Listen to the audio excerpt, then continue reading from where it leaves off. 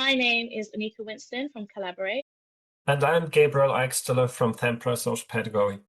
This episode is part of our podcast series, Changing the Narrative, in which we're exploring and sharing insights from various human learning systems, examples of practice that have what we think are interesting and helpful insights into embedding equity practices and principles into work.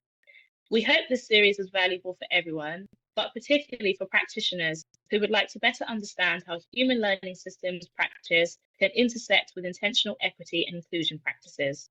In this episode, we're joined by Dayo Eseonu, a lecturer in politics and policy at Lancaster University, to talk about what it looks like to advance equity in relational public services. Before we start, Dayo, can you share a bit about your background and what equity means to you? Hi, everybody. Thank you to Anika and Gabriel for inviting me to be part of this episode.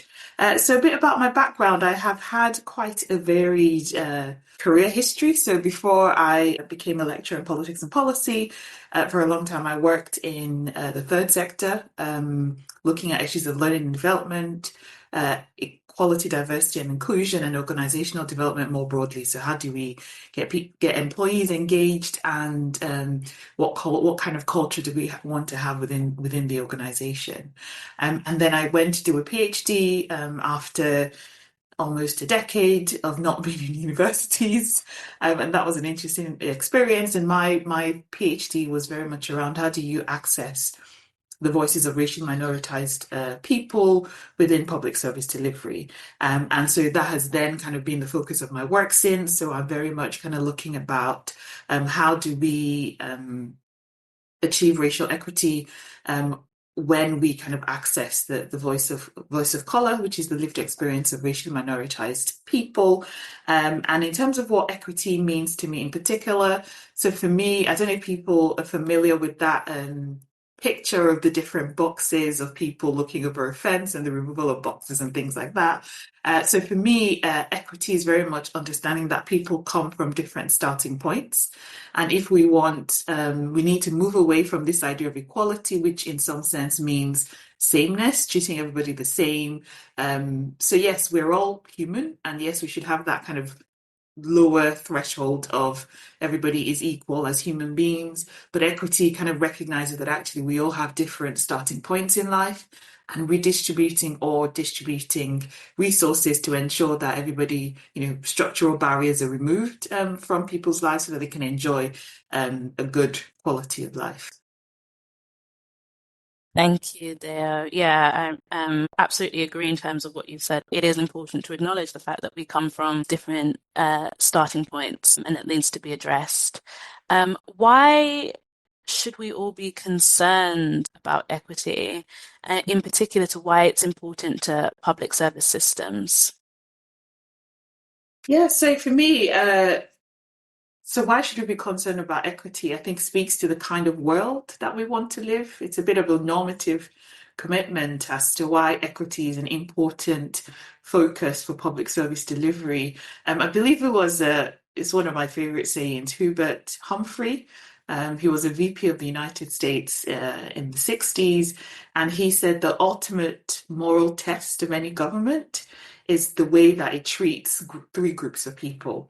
So those at the dawn of their lives, so children, those in the shadows of life, so vulnerable groups, and then those in the twilight of life, so elderly. So for me, it's really important then, as a moral commitment, a normative commitment, that government looks at ways in which to ensure that all human beings, regardless of what stage of life they're in, whatever kind of structural constraints might mean that they're vulnerable to oppression, so not just kind of vulnerability, but vulnerable to oppression and exploitation, are protected by the government. So I think public services does need to be structured, and also in terms of the vulnerabilities in particular, it's thinking about kind of the legacies of enslavement and colonialism that have left sort of deep systemic inequities.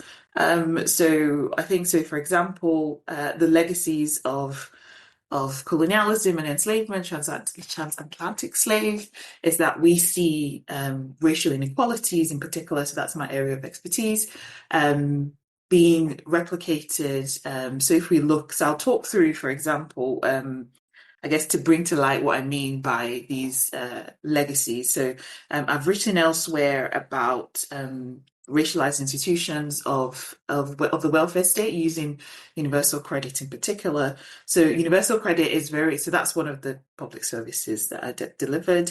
And in terms of conditionality and the penalties, so forms of sanctions. So when we look at these kind of legacies of colonialism and slave trade, we start to see that actually looking at the structures that are in society, the racial structures that are in society, it means that racially minoritized people are less likely to get jobs. They're more likely to be underemployed. But actually, the racial framing of universal credit and the fact that you need to go out and get jobs doesn't take into account that actually there are these racist structures that prevent people from accessing the labor market. There's also kind of the interpersonal relationship between people, racially minoritized people, and those who deliver these services, right? So this idea of ethnocentrism, where actually there's an evaluative bias for people who belong to the same ethnic group as you.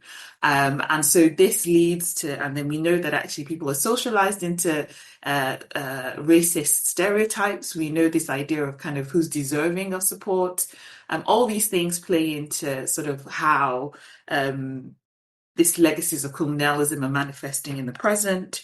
Things like the administrative burdens, the information costs, with kind of in universal credit in particular, where actually Citizens Advice in a report that they did a couple of years ago identified that racially minoritized people were disproportionately using that service because they couldn't navigate kind of the universal credit system. And so there's lots of, different, I'm just going to stop at that, but I just wanted to use that particular example to show how this kind of histories of how colonialism and racism function now in the present. It's not kind of, it's in the past and we need to move on, but actually this idea of, supremacy and this idea of, inferiority of particular groups and how particular groups are seen in the public service delivery area, it really is important. Thanks, David. That's really fascinating. I wonder whether you can tell us a little bit more about how can we shift the narrative around equity to something that actually benefits all of us in society? Because I feel like, being male and white, I benefit from the current inequities, and actually, I don't think I would necessarily have to suffer any loss by creating a more equitable world. It comes back to what you were saying earlier about kind of how can we address the fact that we all have different starting points. But I think in the current context, in the current wider climate around equity, it's almost like I feel like I would have to give up my privilege, which I haven't earned, but I still enjoy having, in order for somebody else to be gaining more privilege. And I think there's something fundamentally flawed in that kind of thinking, and yet it is all pervasive. What do you feel we can do to kind of just make the argument that equity benefits everybody in society, and it should therefore be a concern for everybody? It shouldn't just be left to those people that are most disadvantaged to fight for equity, but it should be something that we actually collectively aim to address, to achieve. Yeah, and I think it's really unfortunate because I think what equity, like you said, equity, it seems to me that particular politicians have what's the word I'm looking for? Instrumentalized or weaponized the fight for equity as a kind of zero-sum game, that if somebody benefits, then I lose some of my privilege. And then obviously there are people who are like, well, I don't have any privilege because I'm working class. And it's such a shame because actually an equity focus doesn't it's not divisive in itself. It's a very much kind of, actually, if we can ensure that those who were worst affected are sort of included in the process, that it benefits everybody. And I say this about racial equity as well, in terms of an intersectional approach. It would cover class and gender and ability and all these, sorts of things. So it's like, it's more around the idea of, if we have an equity lens, it's not a lose-lose situation, or I win, like we all win, like we all get the benefit of better design services, because it means that, some of those barriers that racial minoritized people experienced in the way that a service is designed would also mean that actually, it means that actually the design of the service is better as a result of it. So if we sort of saying, we need to start listening to people more. And the learning system takes into account that actually we need to include people much more earlier on in the conversations, etc. In that kind of trying to listen to people, the service is better for it. And I think, for me, there's that kind of weaponization of equity in ways that people can't see a solidarity element of it, to say, actually, if I stand with you, alongside you, to fight for equity, it's not a zero-sum game. We are going to demand better from a system that will then benefit all of us. But I think, there's also, I was listening to somebody talk yesterday, and they were saying there's also the lack of recognition of actually how these legacies of colonialism really continue to take a hold of contemporary inequalities.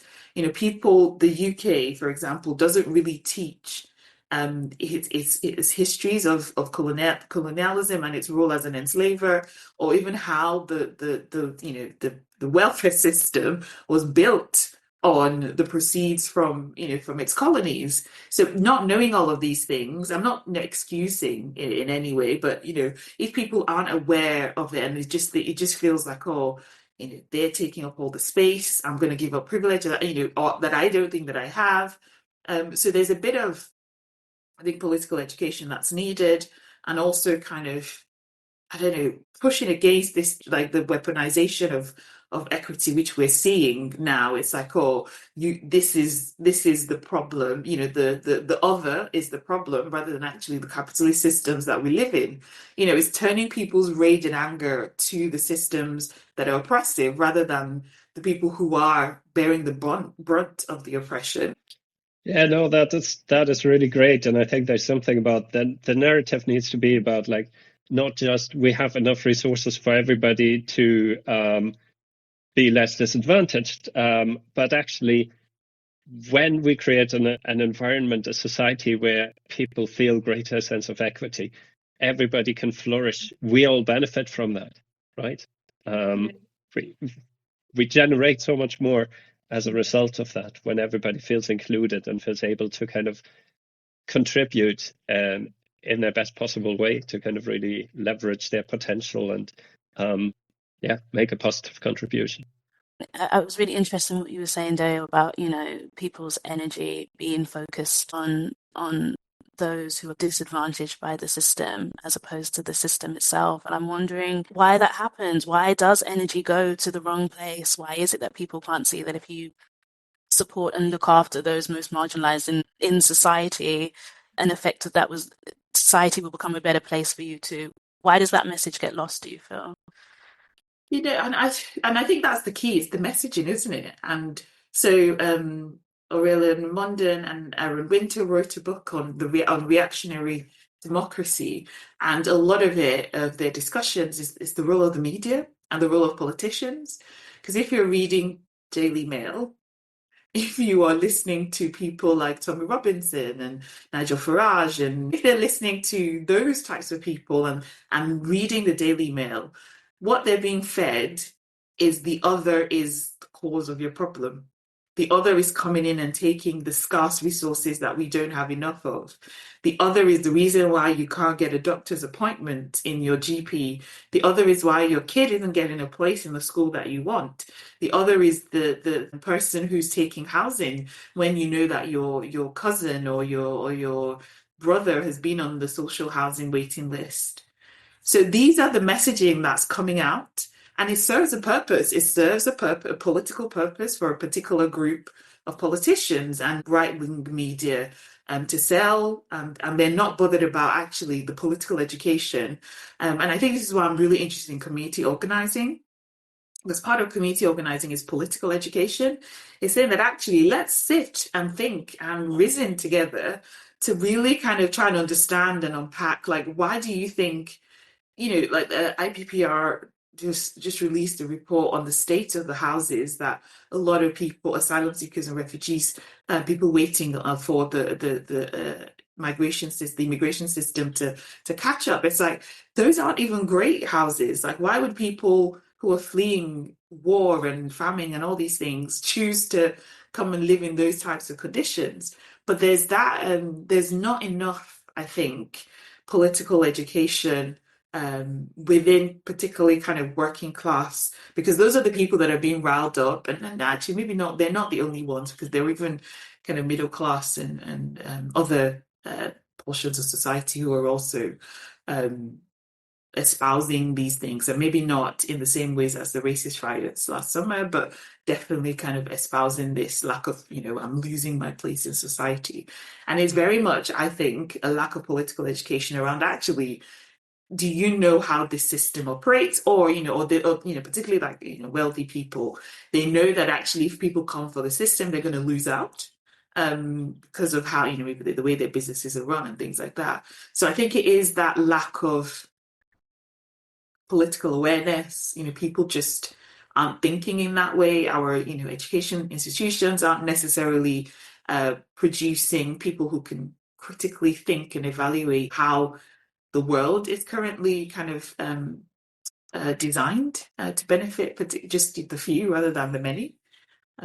So yeah, I would say that it's the messaging that the media and politicians are peddling, really. And not to remove agency, actually. I don't want to remove the agency from working class communities, because there are also working class communities who have, for example, banded together to really deflect a lot of the sort of racist riots that were happening last year. But I think also, it goes hand in hand that people also just aren't aware. Yeah, and I think there's a direct connection to public services and the role of public service in all of that, because if you constantly cut public services, then people will quite quickly feel that, they can see that their local library is closed, that the local swimming pool is closed, and so on and so forth. And then they become much more open to these kinds of easy ways to blame why these resources aren't there anymore, where they're going next. Okay, so if we need to move away from the current logic and the current kind of paradigm that's often kind of described through new public management, this kind of individualization of wider social problems and this kind of trade-off of kind of, we can either afford for this group to do well or for that group to do well, then it feels to us that human learning systems offers a better alternative.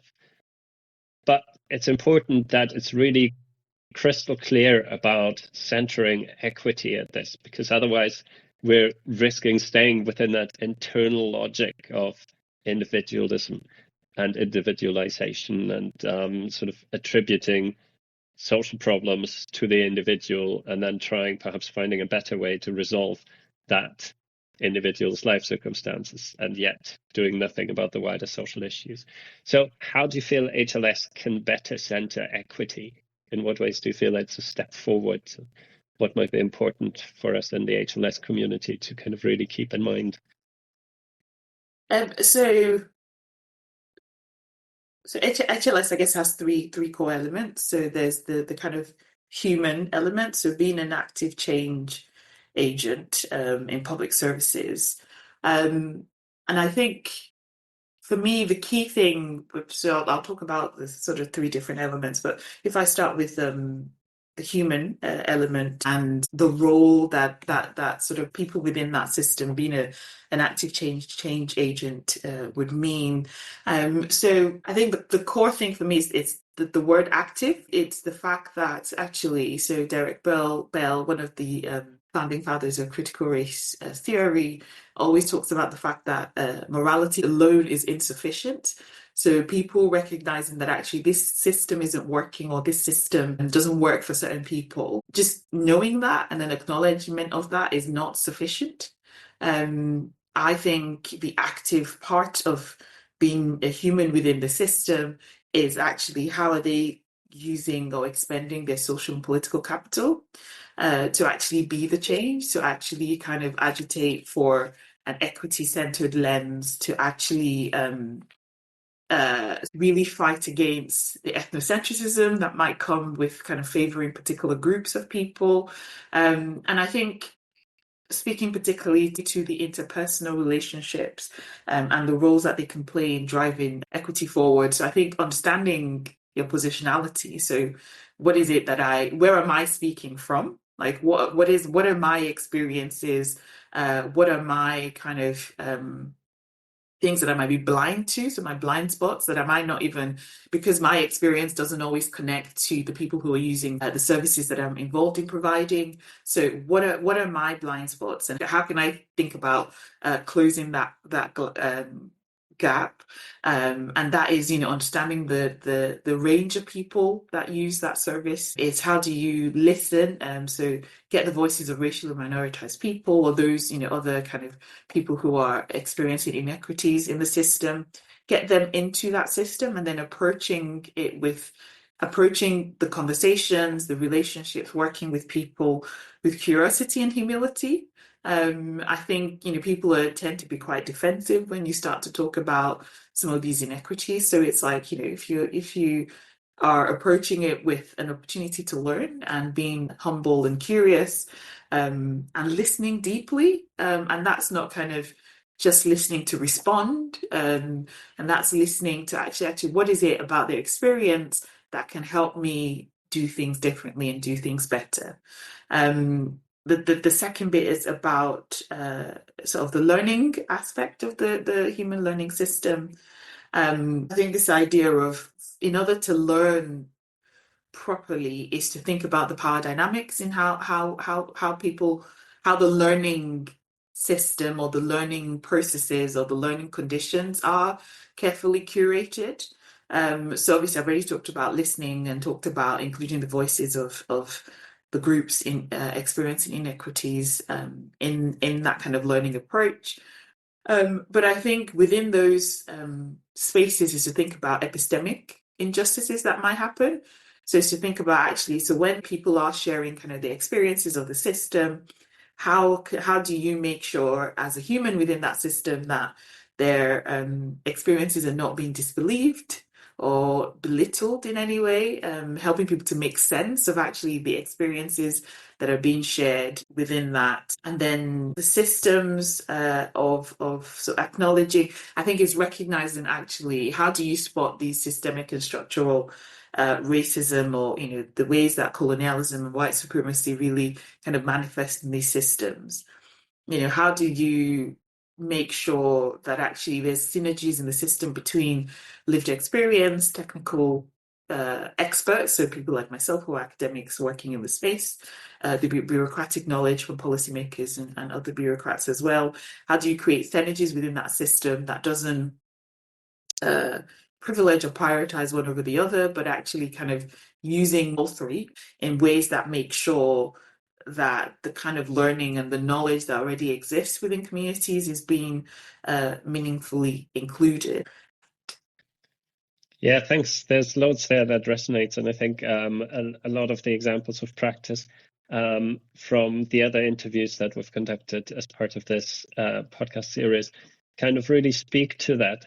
I think in particular, there's something interesting that comes out about some of the legacy that I might bring with me as a manager or as a practitioner, being part of a system, being part of, say, a local authority that has repeatedly destroyed or undermined the trust of, say, a marginalized community.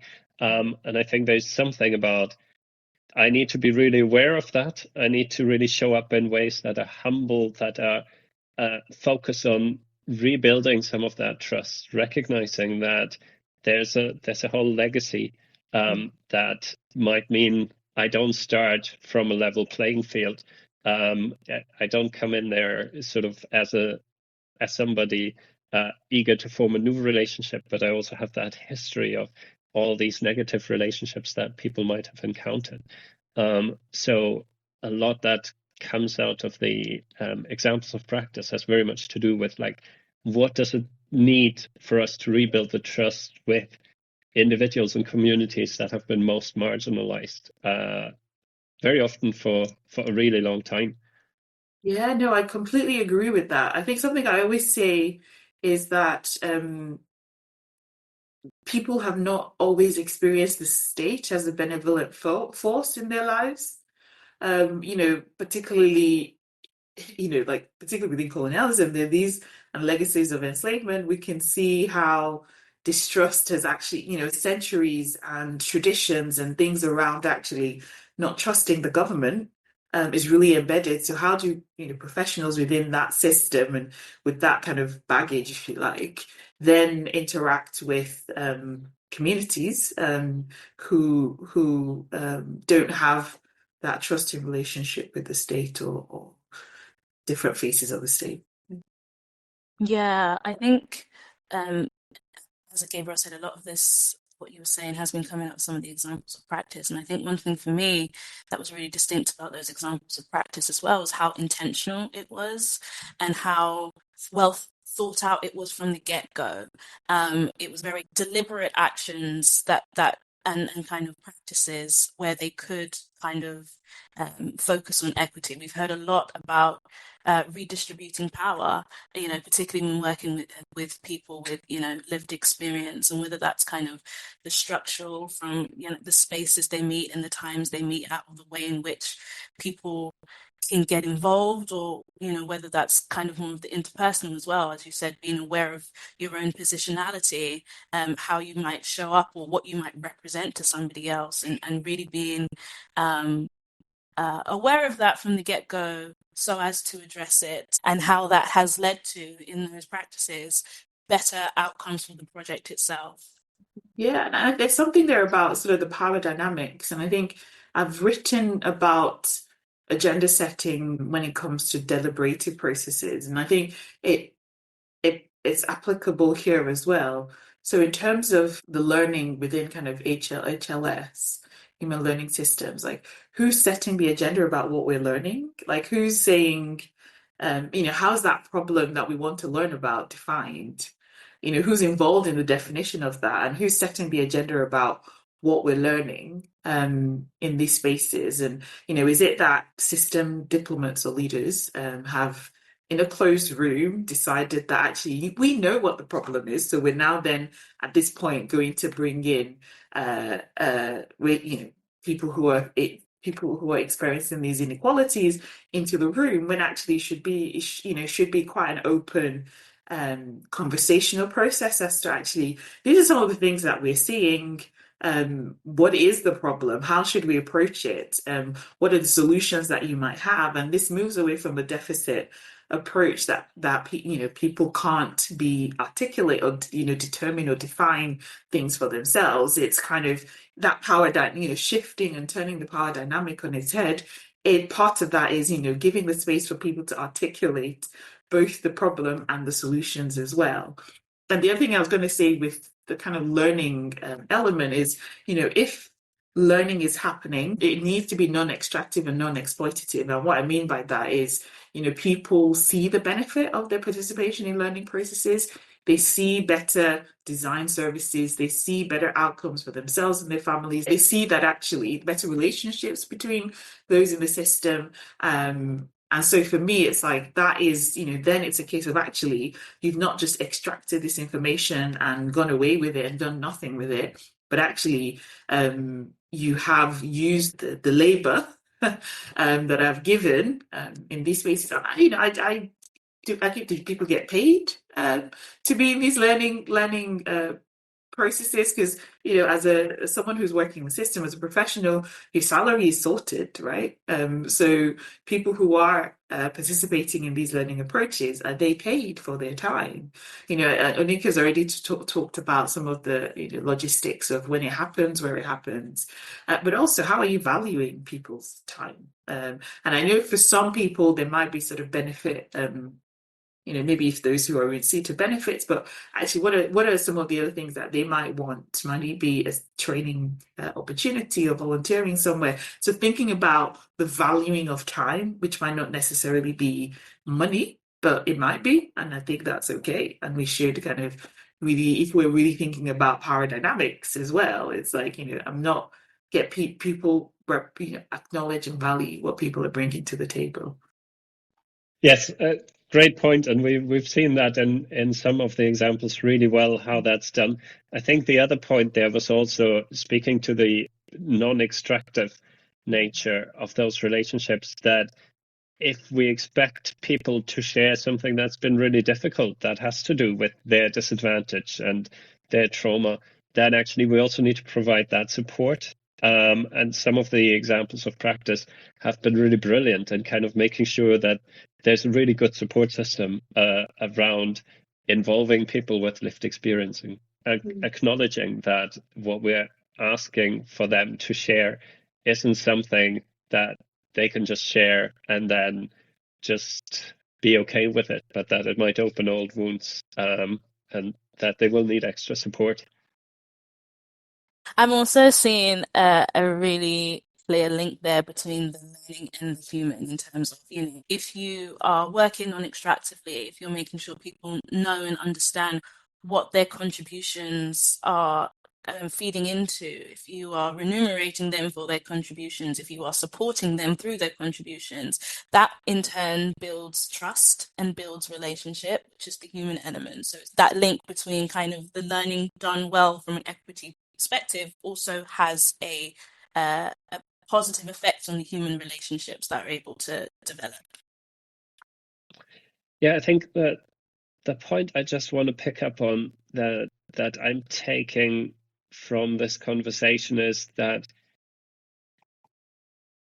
when we express and define what our shared purpose is, we need to be really explicit about what values underpin it, so that it doesn't become a kind of more technocratic, outcomes-driven purpose, but that it's really centered in the value of equity and an articulation of why that is important to us, why it matters, both to the people that are most disadvantaged, most affected by it, and also everybody else within the system, so that we can tell a more positive story about this benefits everybody. I'm thinking of brand care journeys, for example, who address the fact that care leavers are very often not heard at all in the system, that they're experiencing a system that is supposed to be about care, about love and kindness, and it's very void of these positive emotions. And so the starting point there was very much about those values, like how can we actually give kids and young people in the care system an experience of feeling loved, feeling valued, feeling included, and how can we create a system that reflects these values? And that's not an easy thing to do, but actually it kind of speaks to this idea that we need to be very explicit about what the values are, how they connect to the purpose, and that we need to kind of keep coming back to those values. Yeah, the idea of care, and particularly in the context of what you just shared with the young people with care experience, and it's who is providing the care, like what does it mean? And unfortunately I was trying to remember the name of the academic, but I was listening to, he was also talking in the context of care leavers, and they were talking about actually how some of the young people, they never experience care, and what does it mean if we care as professionals, and this idea of actually, can we, is And I'm thinking about like, white characteristics of maybe white supremacy culture where care is not to be seen as objective. It's to be seen as bringing the emotions into public, into something that you're meant to sort of be a bit standoffish, a bit about, and stay in your role as a professional. And so actually, why can't we care if we're humans within the system? And there'll be loads of people who do. I'm not, they're fantastic workers who actually care and sometimes, ignore some of these boundaries that are in place. But what does it, if the human learning system wants to see people flourish, what does it mean to care within these spaces? How will it manifest? And I think I'm seeing a lot of trauma-informed approaches and in terms of how to access people's learning.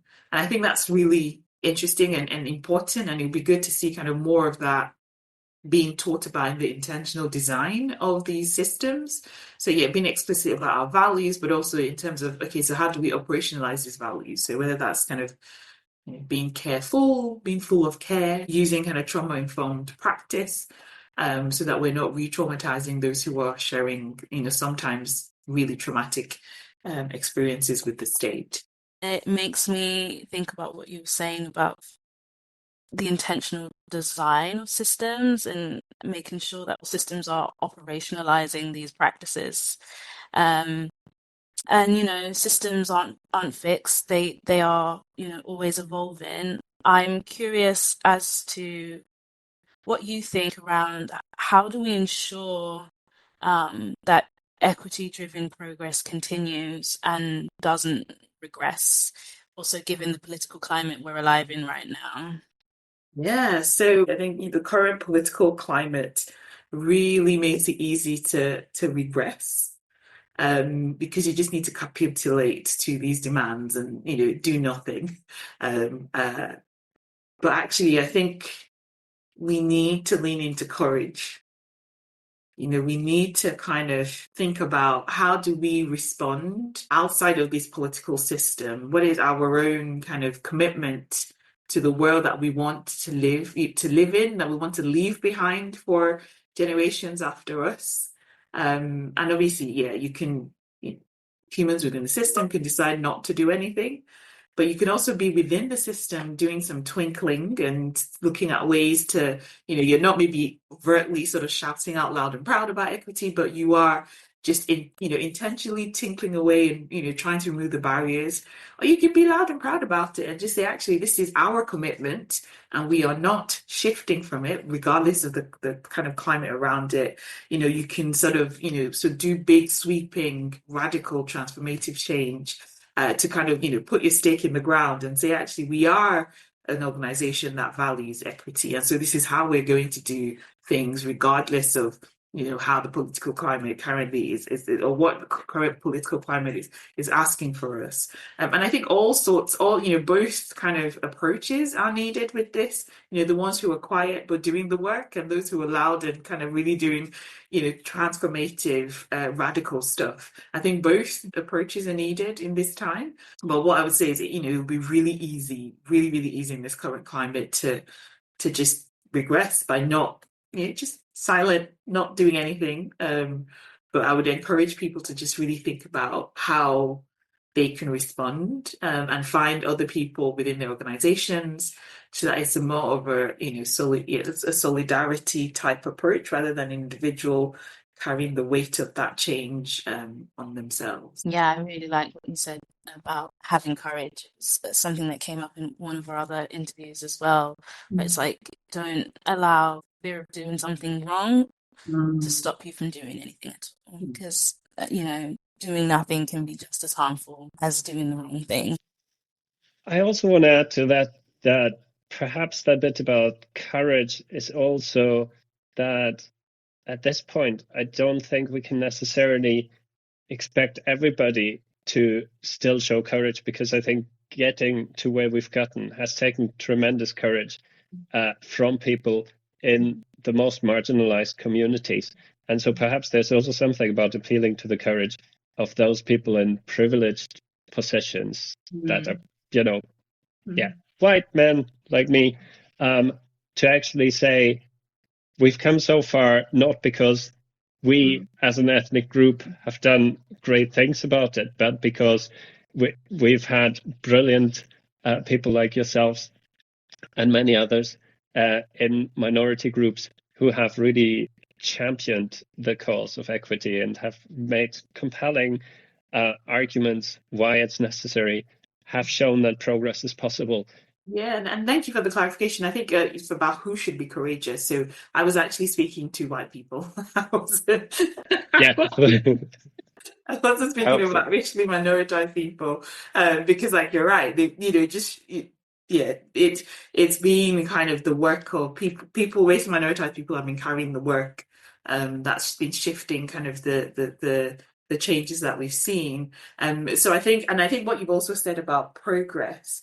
I think, progress is cyclical. We get this kind of we see a movement, and then we see a white lash, and then we see a bit of a movement, and then there's a white lash. And I think we're currently in the white lash cycle. So the courage that I was speaking to is for white people to really lean into their privilege, really lean into kind of the places they're in that, racially minoritized people might not have access to.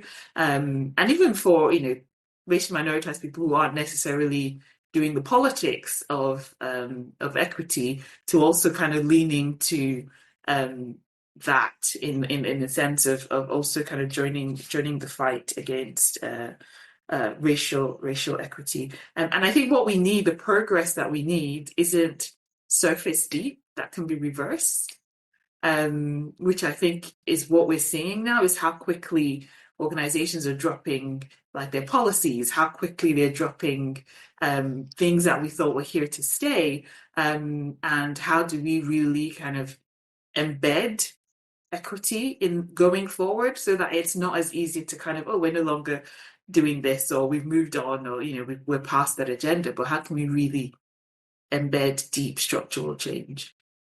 Yeah, and I think there's something about, we need to really feel that value, not just have it as a nice banner on our organizational entrance in the foyer, or in rainbow colors on our organizational website, but we need to really keep revisiting, what does this actually mean in our practice? What does this mean for how you do my job, how I do my job, how we work together, and so on and so forth?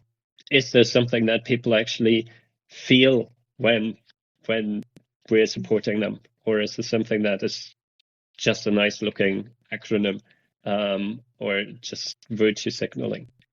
So I think, again, this is about making sure that these things are alive in us, that we keep talking about them, keep revisiting them, and that we really take this as the primary lens through which we view what we do and how we do it. My last question was to find out from you, Dayo, is there anything, or what's one thing you would want listeners to take away from this conversation about equity in public services? Yeah, so I'm going to do a phrase. Okay. just so that I can say more than one thing. So I think I saw it somewhere, and I can't remember where I saw it. Is that equity is an asset, not a liability.